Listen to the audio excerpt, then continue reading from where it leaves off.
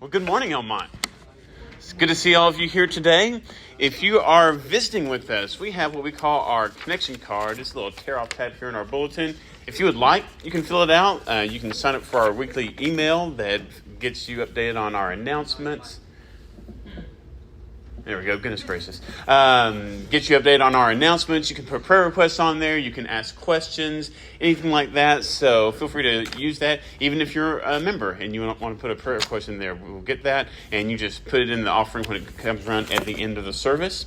Our community group that meets every other Monday meets tomorrow night at Nolling Grace's apartment. And so that's at 6 o'clock. If you would like to join us, you are welcome to. And we have been going through 1 Thessalonians. Now we're going through 2 Thessalonians. There's a study book by Scott McKnight we're using for that. And so if you would like to join us, and if you would like a book, just come grab me after service, and I think I can probably get you a copy. Terrific Tuesdays for our children has one last meeting this Tuesday from 9 a.m. to 3 p.m. This is for kids who finish grades kindergarten through 4th grade. And this week's activity is water fun. So that sounds like fun for all of us, right? It's been a bit hot lately. So kids, bring a swimsuit, cover-up, towel, and that's going to be a fun time this Tuesday over at the Activity Center. And then the youth, for July, they're going to have Saturday night game nights over at Miles and Holly's apartment. And so for kids who finish grades 7 through 12, they are welcome to come to those starting this Saturday. It's from 6:30 to 9:30. They can meet here, get a van ride over to Baylor, which is where Miles and Holly live, and then they'll be back by 9:30 p.m. Doesn't cost anything, and it'll be a fun time. So students, invite a friend or two and go and do that. And then as a church, most summers, most July 4th, we've had a big event here. This year we decided to chill a little bit and do something just a little more internal. And we're going to go to the 4th on the Brazil celebration over in Waco, watch the City of Waco lights. That meets over at, those go off over near Baylor campus. And so we're going to meet here at 8 p.m. that Tuesday, July 4th. We'll take the van over there, so if you don't have a vehicle, you can ride. If you do have a vehicle, you can caravan. But we'll go over there. We'll bring coolers, drinks, watermelon. You can bring, any of those kinds of things that you want. You do have to get through security. It's a free event. To get through security, your bags have to be clear. So if you want to go, just know that, purses, bags, things like that, they do need to be clear. But you can also bring coolers, blankets, chairs, umbrellas for sitting, all those fun things. And then if you do want to spend some money, there will be food trucks out there for that. So the fireworks start about 9:15 p.m., and we'll come back to the church after those are done. So we'll probably get back to the church before 10:30. So all ages welcome. We're just going to go as a church family and have fun with that, but absolutely feel free to invite friends, neighbors to go and have a good time with us. That's coming up here in just a couple of weeks. And then soon after that, we have Vacation Bible School, July 10th through 14th. We still need help. We need a couple of specific age group leaders. So if you're willing to help with Vacation Bible School, go talk to Sarah right there. Sarah, raise your hand. And so that's coming up soon. And then we have Kids Camp coming up just about a week and a half after that. So a lot going on. As always, a lot of different ways to both get involved, to serve, and to learn, and just pray that you will find your place and invest in others as you yourself are invested in. So that's what's coming up. Let's spend a few minutes greeting one another with our welcome waves, hugs, and howdies.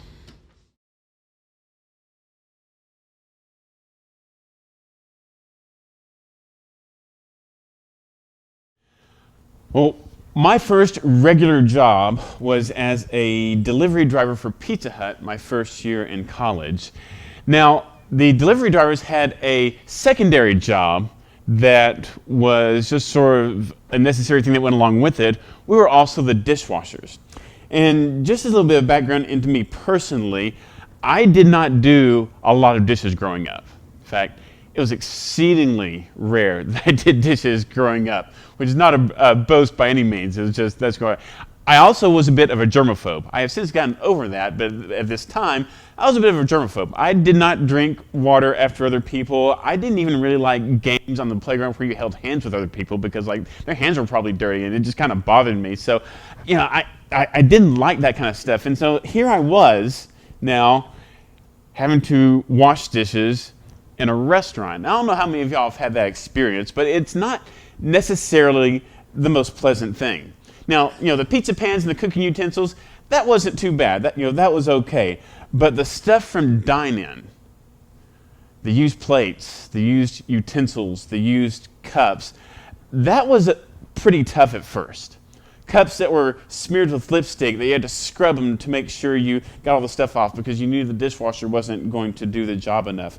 Forks with food remnants stuck between the prongs. Plates with pieces of bread and pizza with bite marks taken out of them. And sometimes the dishes built up a lot during the busy part of the day. You'd have a lot of deliveries, so it might be 2-3 hours before you could come back and get caught on the dishes, and there'd be a big pile of them in a bin or two. And they were just disgusting.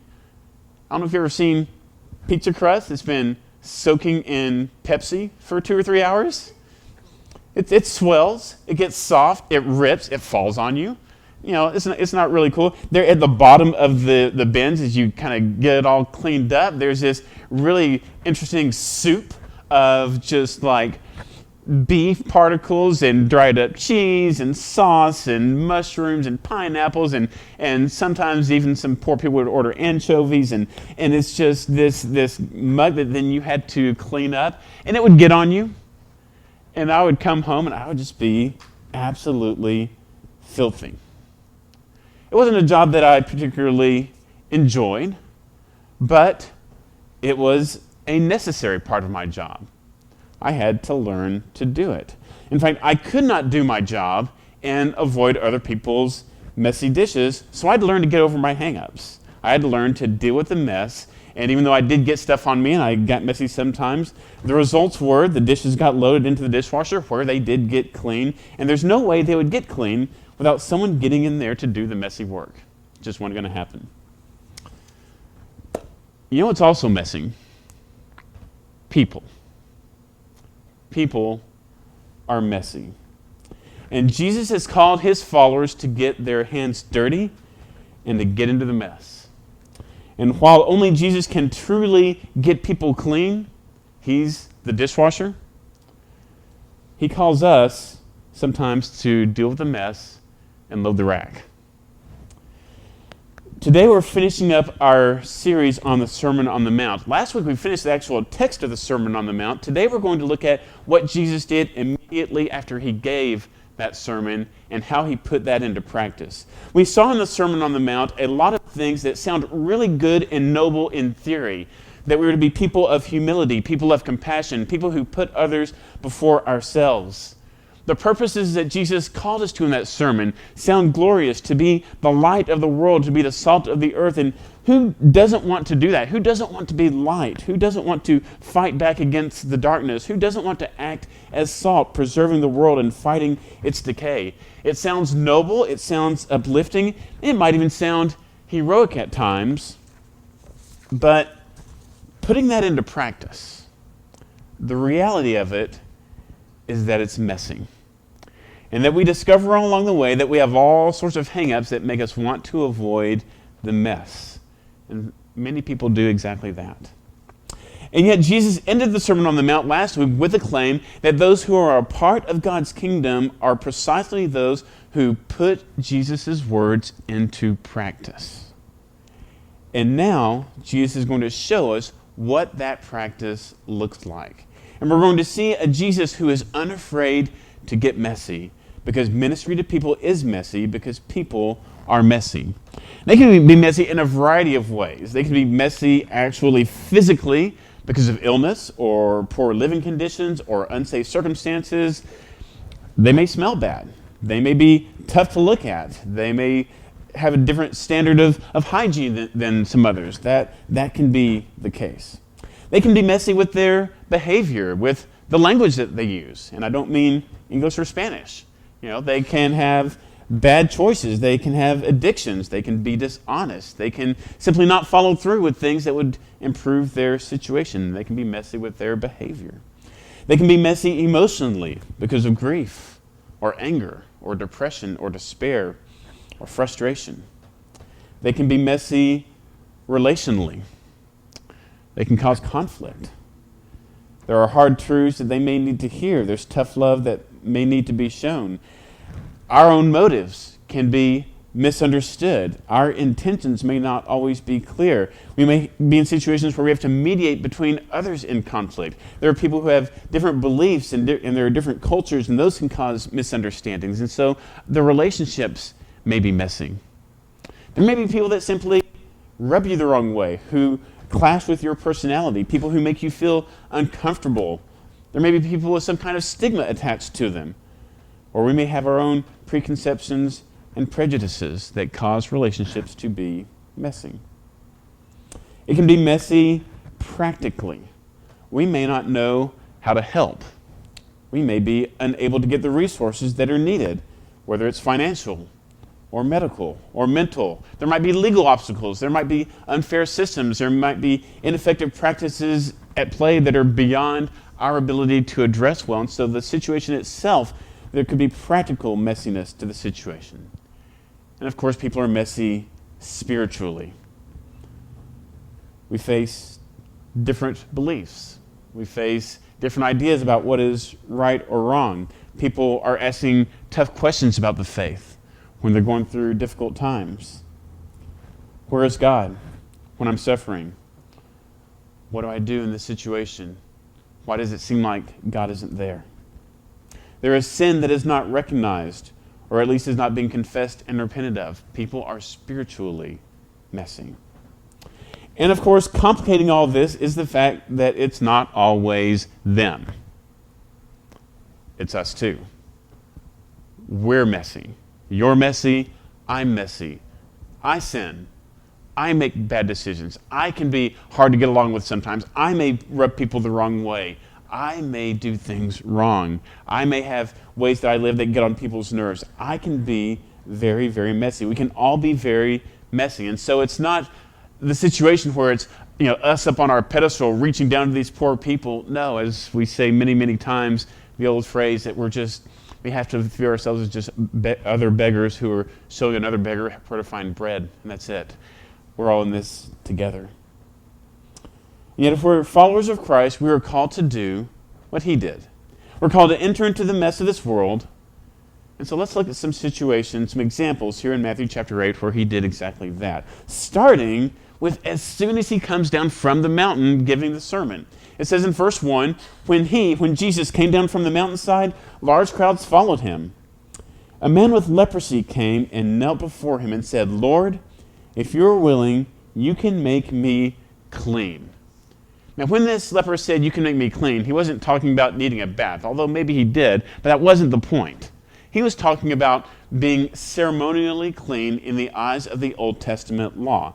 That you're always in either a state of being clean or unclean before God. And it was your goal as a follower of the law to always be as clean as possible. And so this is where their food restrictions came in, or the clothing that they wore. These were all part of the ceremonial laws to keep themselves clean. There were certain bathing and washing rituals they had to be a part of. And if you weren't clean, there were certain aspects of society that you could not do. There were certain things you couldn't do in terms of your faith and sacrifices if you were in a state of being unclean. And being unclean didn't necessarily mean sinful.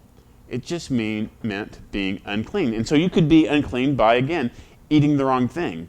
You could be unclean because of having a disease. You could be unclean because you came into contact with a Gentile person, someone who wasn't Jewish. You could be unclean because you touched a dead body, animal or human. Certain spaces were considered more clean, like the temple, the Holy of Holies. The nation of Israel was to be clean before God, and the other nations were considered unclean. Priests were holy. They were set apart. And Israelites were to keep themselves clean as much of the time as they could.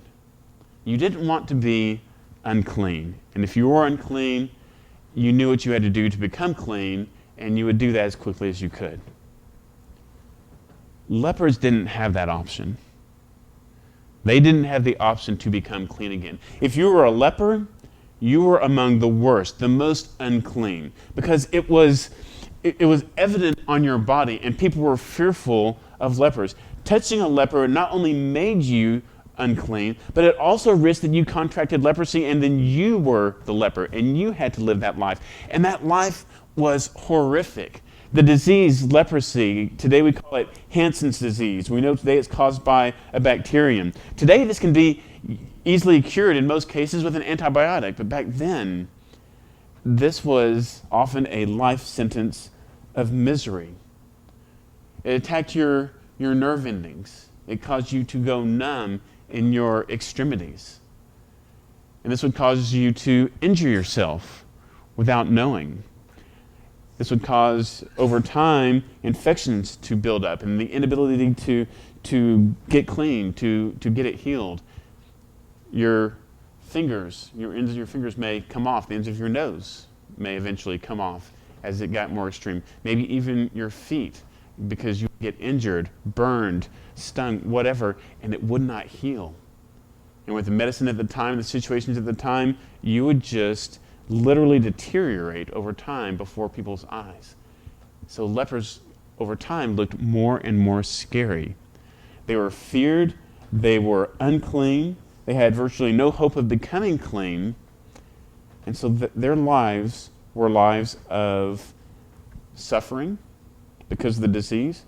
They were lives of spiritual isolation because since they could never become clean before God, they were always in the state of being unclean, so they couldn't partake in the religious practices of the nation, and they would feel distant from God as a result of this. They may feel like God didn't care about them. They may feel like God didn't even want me, and many of the rabbis of Jesus' day considered leprosy a punishment from God. So they would think they'd done something to deserve this, and even if they didn't think that, others likely would. So there was this spiritual isolation. And then the physical isolation, no physical contact with anyone except other lepers. Imagine going through your life like this, without any physical touch from other people. Not a hug, not a handshake, no kiss of greeting, which was the common practice in their culture, no intimacy with a spouse, not even the touch of a doctor who's trying to treat you. No human touch. Sometimes we don't realize just how important that touch is. The sense of touch is the first one we develop when we're children. Before we can hear well, before we can see well, we develop the sense of touch. That's how babies know where to find food. A mom grabs her toddler's hand to let him or her know that everything's okay, because human touch, it eases us. It calms us. When stressed, we subconsciously touch our own faces and our necks, and studies show this actually does relieve some anxiety. Studies show that people shop and buy more when they are touched by a greeter at the door. People tip more when there's even the smallest, most insignificant physical contact between the server and the customer. Touch makes people feel accepted. A high five, a pat on the back, again, a hug. Touch even soothes pain. The lack of touch is devastating. The lack of touch in infants causes lasting harm. Small children who are born and raised in neglectful environments have physiological changes in their bodies that affect their behavior, that cause cognitive defects, and even after they have been in a loving, nurturing home for years, those changes often still exist. The child often never fully recovers from the lack of human touch early on. To touch someone else is a powerful thing, and we know this. One of AT&T's most successful advertising slogans years ago, many of you remember this, was what? Reach out and touch someone. And it was successful. It sold telephones. This man that comes to Jesus had probably not been touched in years. A leper had to stay outside the city walls to keep from coming into contact with others and infecting them. They couldn't have a job. They couldn't earn an income. They had to resort to begging from others. But even this was difficult because others were trying to avoid them. And you were told to avoid them. If you saw someone approaching you and you had leprosy, you were to yell out, unclean, so that they would know that you had leprosy as a warning to stay away. So everything was hard.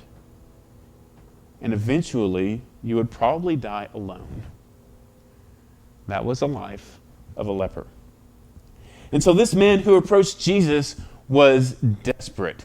He broke the protocol of shouting unclean and knelt before Jesus, asking that he might be made clean physically and therefore spiritually.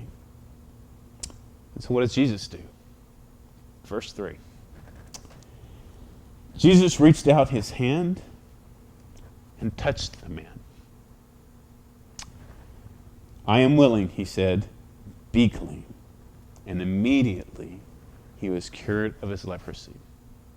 Jesus touched him. Today, Christian organizations that work in poverty, that work in difficult circumstances like that, have to be checked for tuberculosis all the time because they work with people and in locations where that is more likely to occur. They are also more likely to be exposed to lice, which, while not particularly dangerous, is kind of gross and turns people off and can be difficult to get rid of. But at no point in any of that are they told to stay out of contact with people, because that's not what Christians do. You can't help people if you avoid contact with them. We're to be in touch with the world around us, even the messiest parts. Jesus upends the idea of what it looks like to interact with a fallen, messy world. In the view of the Jews of Jesus' day, to be holy meant to be set apart, which it does, but in their minds, set apart meant keeping ourselves apart from the world's mess. We are holy, we are set apart by not touching the mess. But Jesus says, instead, to be holy by touching the mess and yet staying clean on the inside. Touching the mess with the vision of that mess is no longer messy. That the hope and the light of Christ comes into that situation and that it becomes clean. So instead of the idea of I touch the mess and I become unclean, instead a Christian thinks I touch the mess and through the power of Christ, hopefully that becomes clean. It doesn't rub off on me. Christ through me rubs off on them. And early Christians took this to heart and they lived it out in extraordinary ways. A couple of hundred years after Jesus, as a plague was ravaging a city in the Roman Empire, an early church leader wrote this account. He said, "Here we are in a city of death. All around us, our family and friends are dropping. We can never be sure if or when we will fall sick too. In the midst of such appalling circumstances, humans are driven to ask why. Why is this happening? Why them and not me? Will we all die? Why does the world exist anyway? What is going to happen next? What can we do?" If we are pagans, we probably already know that our priests profane ignorance. They do not know why the gods have sent such misery, or if the gods are involved or even care. And worse yet, many of our priests have fled the city, as have the highest civil authorities and wealthiest families, which adds to the disorder and suffering. But most of our brother Christians showed unbounded love and loyalty, never sparing themselves and thinking only of one another. Heedless of danger, they took charge of the sick, attending to their every need and ministering to them in Christ. And with them departed this life serenely happy, for they were infected by others with the disease, drawing on themselves the sickness of their neighbors and cheerfully accepting their pains. Many, in nursing and curing others, transferred their death to themselves and died in their stead. The best of our brothers lost their lives in this manner, a number of presbyters, deacons, and laymen winning high condemnation, so that death in this form, the result of great piety and strong faith, seems in every way the equal of martyrdom. They weren't afraid. Now, we might read that and say, maybe not all their practices were the best. Maybe in their ignorance of how disease worked, they helped to spread it with some of the things that they were doing. That's possible. But the point is not to emulate precisely everything that they did. The point is to emulate their heart and their intent, their lack of fear, their lack of concern to be involved in the messiness of the world. The point is that when the rest of the world ran away from those in need, the Christians stayed and cared despite the risks of themselves. The kind of touching the mess of this world that Jesus calls us to It can make us uncomfortable because we'll be around people that they talk differently, they smell differently, they act differently, they dress differently. It may put you at some risk, and it may limit those who will go with you. Jesus experienced all of this, except for the discomfort part. I don't think it made him uncomfortable. So who are the people that we don't want to touch? Who are the ones that make us uncomfortable? Who are our untouchables? Who are yours? Who are mine? Because if we were to follow the example of Jesus, we can't go through life avoiding contact with certain types of people that make us uncomfortable. Because if Christians do that, and we're to be the light of the world, then where else can the light come from? Jesus called us. Who is it today? It's wherever your particular hang-ups are. For some people, it might be someone who's homeless. For some, it might be those who are sick or poor on the side of the road. For some, it might be those who have certain diseases. For some, it might be people who live certain ways. For some, it might be prisoners in jail. It might be people of a certain race, or it might be people of a certain belief, or people of a certain political viewpoint even. It could be those who dress a certain way or wear their hair a certain way. It could be life choices. There could be anything that causes us to have a hang-up with someone else, that causes us to want to move away from them instead of move towards them in their need. That's a hang-up of ours. That's something that we need to deal with Christ. Jesus answers the man, "See that you don't tell anyone, but go show yourself to the priest and offer the gift Moses commanded as a testimony to them." This is what a leper had to do in order to rejoin society. They had to go to the priest and prove that they were no longer sick. And they would offer a sacrifice, because now they could, because they were clean. And the priest would declare them clean, and they could re-enter society. And so Jesus doesn't make a big scene about the leper. He simply tells the leper, "Go and re-enter your life." Jesus doesn't leave the leper how he was. The leper returns to his life. The next example that we see is the servant of a Roman centurion. As you know, the nation of Israel was occupied by the Roman Empire during this time, so one of those over the occupation had a servant who was sick. And it says in verse 5, when Jesus had entered Capernaum, a centurion came to him asking for help. "Lord," he said, "my servant lies at home paralyzed and in terrible suffering." And Jesus said to him, "I will go and heal him." Jewish people wanted to stay separate from Gentiles. That was part of them staying clean. In the law, they were commanded not to intermarry with people from foreign nations or even the nations directly around them. And they were taught as they entered the Promised Land to drive out all the other nations so that they would not take on their religious beliefs and practices. God wanted the Hebrews to completely drive out the native inhabitants. They didn't do that. And as a result, they consistently struggled with following God because they incorporated the religious practices and the gods of others. By the time Jesus came along, however, the Jewish people had kind of learned this lesson through a really long, hard road. And now they wanted to have nothing to do with Gentiles, nothing to do with outsiders at all, but the Roman occupation of their land made this impossible. They couldn't escape from Romans. The Romans were right there with them, and so they hated the Romans for this. But Jesus isn't fazed by that either. When this Roman centurion comes up to him, not only does Jesus freely associate with this man, but he volunteers to go to his home. Now we're going to see here in just a minute that Jesus doesn't actually end up going to his home, and there's a good reason for that, so we'll see that here in just a second. But we know in other circumstances, he did this. He did this with Levi, the tax collector, who becomes one of Jesus' apostles, Matthew. We see this with Zacchaeus. We see this with a teacher of the law, one of Jesus' opponents. Jesus enters into their world. He enters into where they are most comfortable. For some, the first thought when they see someone in need, or they see someone going through tough times, or they see someone who's living a life that seems more indicative of sin, their first thought is, I need to invite them to church. But Jesus brought the kingdom of heaven to them. He went to them. He went where they were. He went where they were most comfortable. And so not only do we need to ask, who are the untouchables, we should also ask, where am I hesitant or unwilling to go? Is it a certain person's home? Is it a homeless shelter, a jail, a hospital, a bar, a club, a street corner?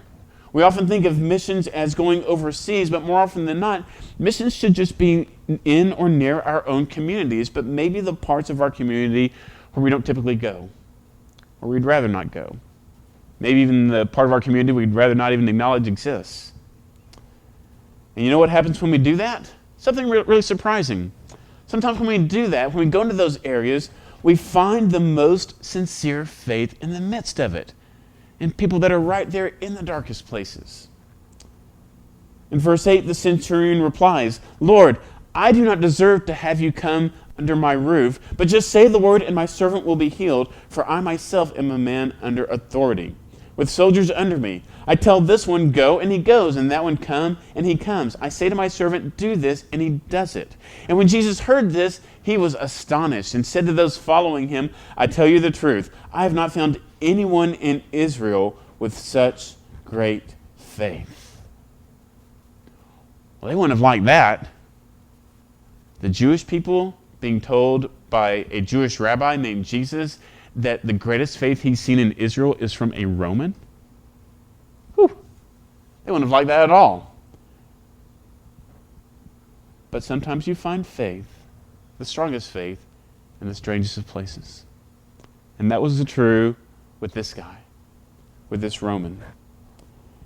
And Jesus says, "I say to you that many will come from east and west, and will take their places at the feast with Abraham, Isaac, and Jacob in the kingdom of heaven."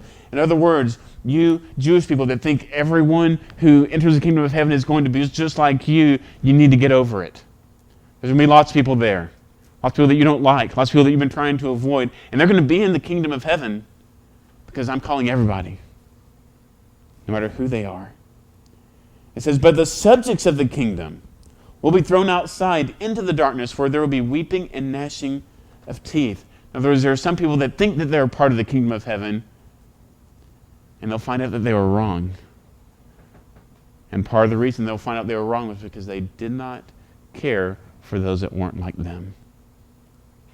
They thought they could sit home in safety with others that were like them.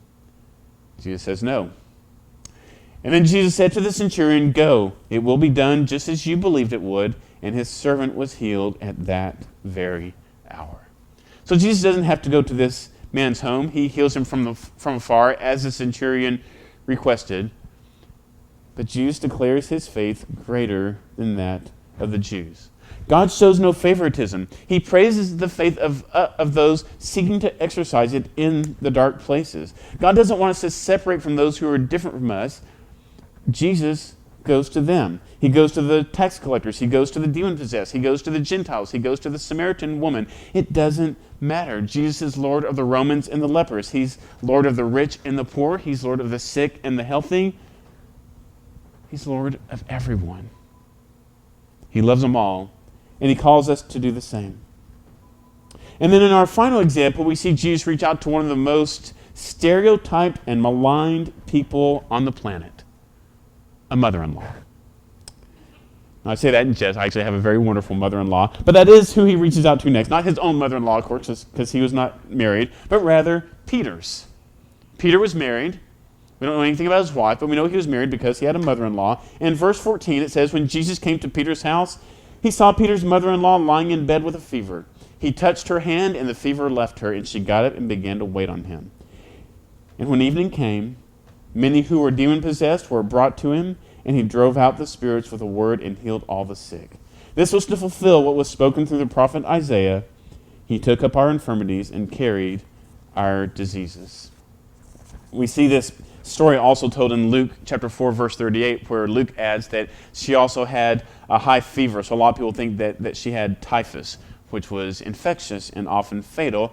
And again, what does Jesus do? He touches her. And she quickly becomes part of the kingdom work too. She gets to work. And now the word is out. Those coming to Jesus are exactly the ones whom the Pharisees, the religious leaders of Jesus' day, would have stayed away from. The sick, the unclean, the demon-possessed. The ones that would have made their lives difficult, uncomfortable, and messy. And that's where Jesus reigns. Jesus is God of the broken, the sick, and the unlovely, and he enters into all of it unafraid and unconcerned for himself, and he calls us to do the same thing. Before we close, let me give 3 little caveats to this, though.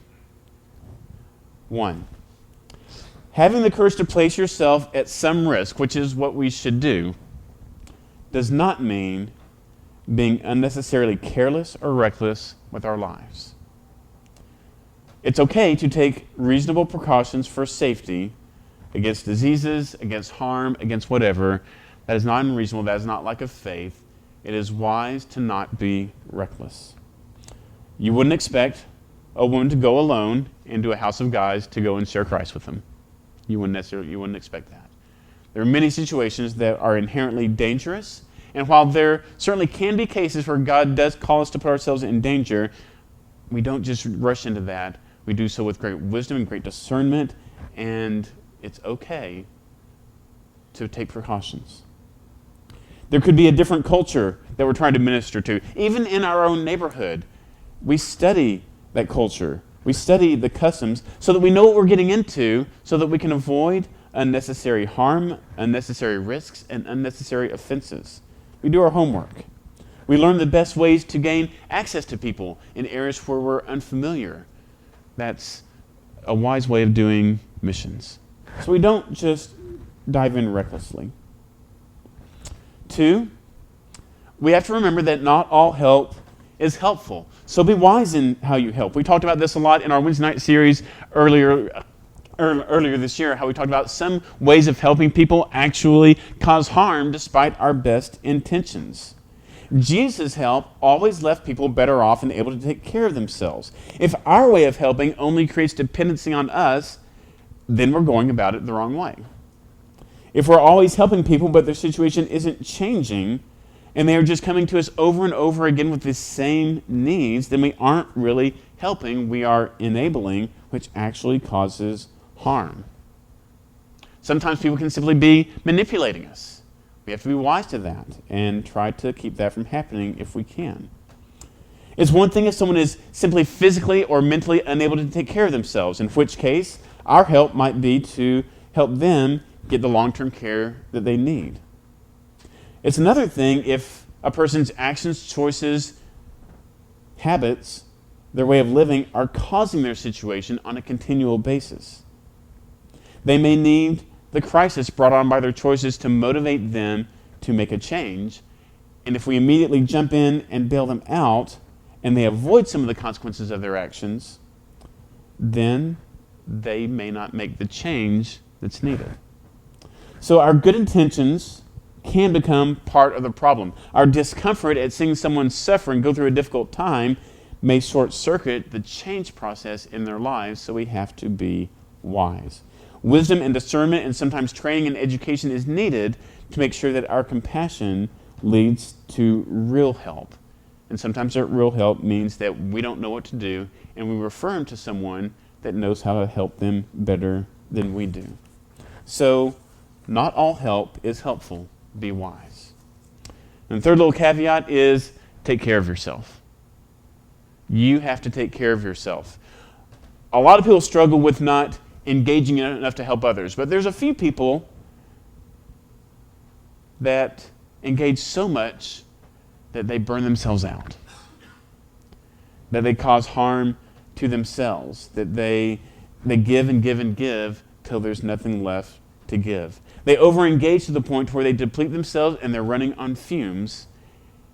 And when this happens, they may lose perspective. They may lapse into bad practices that don't actually help. They may become bitter. They may become emotionally or mentally unhealthy under the strain of it all. You can burn yourself out.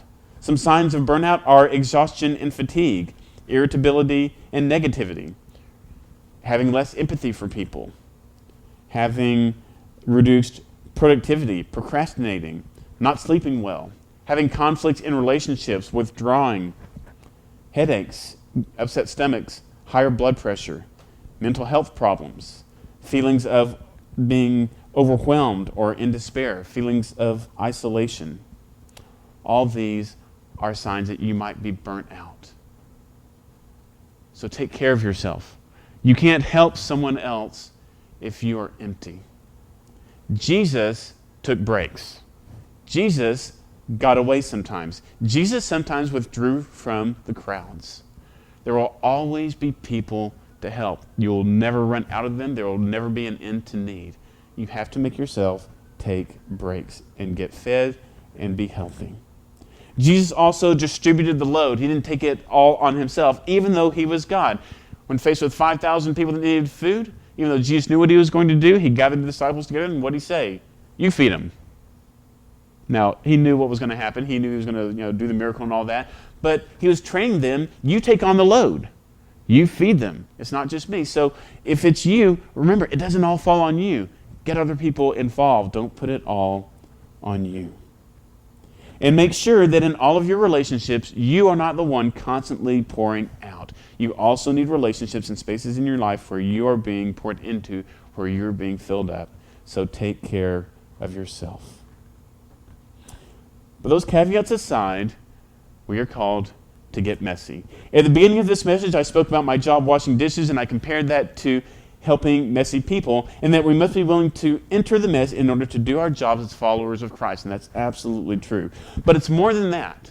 It's more than just a job, it's more than an obligation, and it's more than a calling. It's also to be an act of love. Love. Many of us have had experiences dealing with messes, and we do it because we care about people. If you've had a baby, you've dealt with messes. If you've had a pet, you've dealt with messes. If you maybe had an ailing or elderly parent or grandparent that you had to take care of, you dealt with messes. And you do it because you love them. And it's okay. As Christians, we're called to love our neighbors as ourselves. So this is more than an obligation, it's more than a job, it's an act of love. We love the world and the messy people in it. An early church father named Tertullian, who lived over 1,800 years ago, said this. He said, "It is our care for the helpless, our practice of loving kindness that brands us in the eyes of many of our opponents. Only look, they say, look how they love one another." May that be true of us. So let me end with this question. Whose lives will you touch with the love of Jesus? Let's pray. Heavenly Father, Lord, it is challenging to think about all the needs in this world. And we're thankful that we do not have to take it all upon ourselves, that you are bigger than the biggest challenges than we can imagine. But Lord, help us not to commit the other error.